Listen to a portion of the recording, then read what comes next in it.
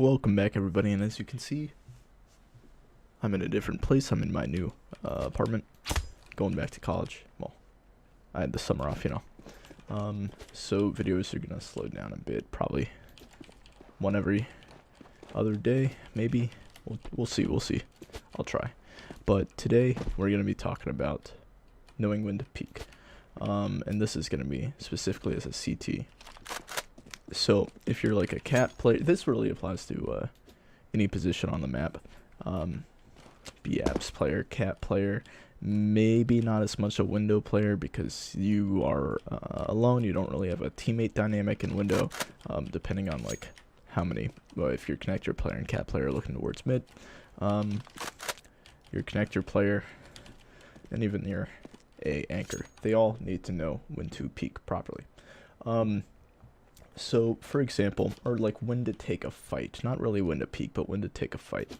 So, if you have to read the situation, let's say you're an A anchor, so you're going to be playing in CT, maybe like a back triple, or here, just some place where you can easily fall back and play retake. So, you have to read the situation well, and very fast. So, if they come out and they're like shooting pistols at you, then you need to understand that, hey, maybe you could take the fight, maybe you could take a couple more aim duels than you normally would, because they're obviously on an eco. If they come out with smokes, you know that they're probably not on an eco round, and if they are, you can easily retake it, so you might as well just fall back, give it to them. Let's say you're smoked off CT, and so you just give them sight, and you don't take the fight. There's no reason for you to try to push through their smoke, put yourself at a disadvantage, and push into sight. Now remember, as the CT, like holding a sight, even though they have the peeker's advantage, you have the like location advantage. They don't know where you are on the map. They can assume where you're gonna be, but if you play like an off angle or something, they have no idea where you could be, and they're the ones that have to clear everything. So their aim is going everywhere, and there's only two places for them to come out of for you, and you're only really holding one of them. So it shouldn't be that challenging. You do have the advantage, and you want to hold on to that. So let's say you get smoked off CT, and let's say you have to know like scenarios. If all 5 of them are still up and you guys didn't get any kills, you have to wait for your team to rotate over before you do go back into that site.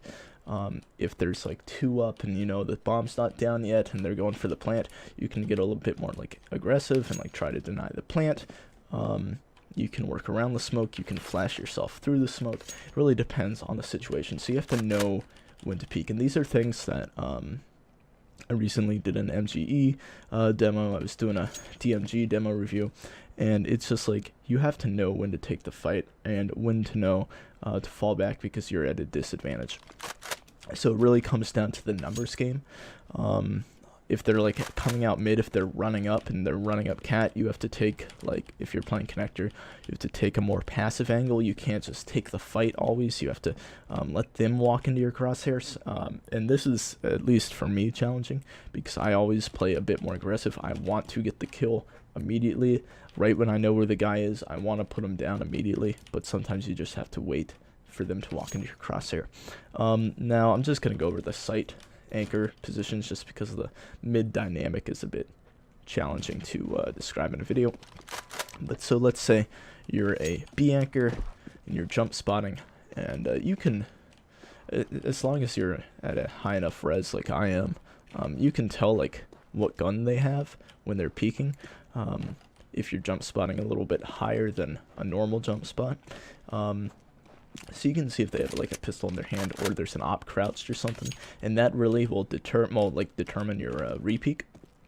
So if they have a pistol out, I'll probably throw a molly because they're probably going to run through it, but you can do a little bit of damage. They're not just going to sit back and wait for it. So I throw a molly up there and wait for them to come out into my crosshair. There's no reason to hold here because they're going to be looking for you, but by the time they come out the door and they don't see you, like there or there or there, they are now going to be worried about cat as they're coming out, and that's when you can get the easy frags, because they're not going to be like checking this angle when they're jumping out. Another nice angle would be back here, but you have to be worried about the window jump out wraparound. But so like that's if they have pistols. If they have rifles, then I would fall back, wait for a teammate to rotate. So I'd play like a really passive angle. So I would see them cross. Once enough of them cross, probably like 2 or 3, and I know that they can be out, I'd fall back to like this angle. You don't even have to like, well, you can walk it, just in case like you don't want to give away your position. You can run it. You're far enough that they're probably not going to hear you.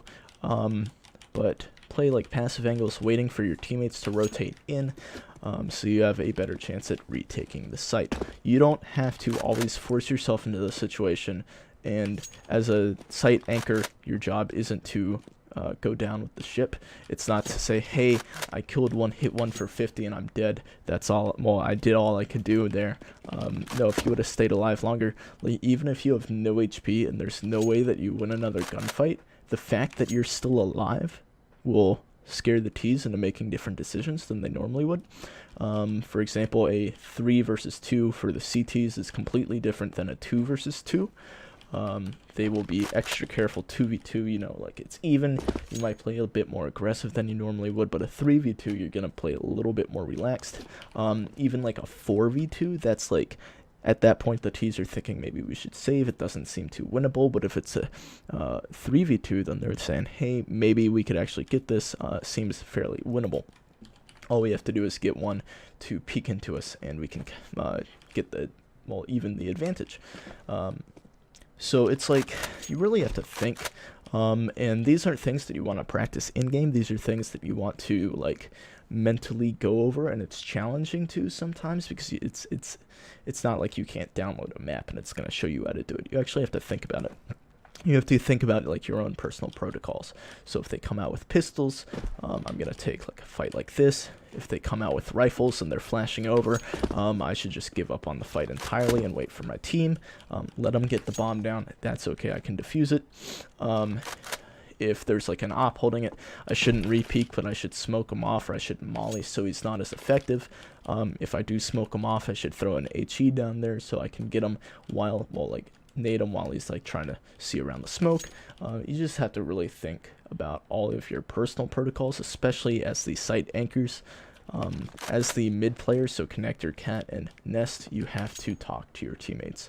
And figure out like what's going to happen if they smoke top mid off, because if they smoke right there, I can probably see a gap there. As a cat player, connector player won't be able to see too much, maybe across here, and the window player will be able, well, only will be able to hold, hello, there we go, the right side. So if he's like this, so you guys have to like talk about like what's gonna happen depending on what as the mid players, but as the anchors, you have to like think about it yourself. So I hope this has enlightened you in some way. Thank you all for watching, and have a good day.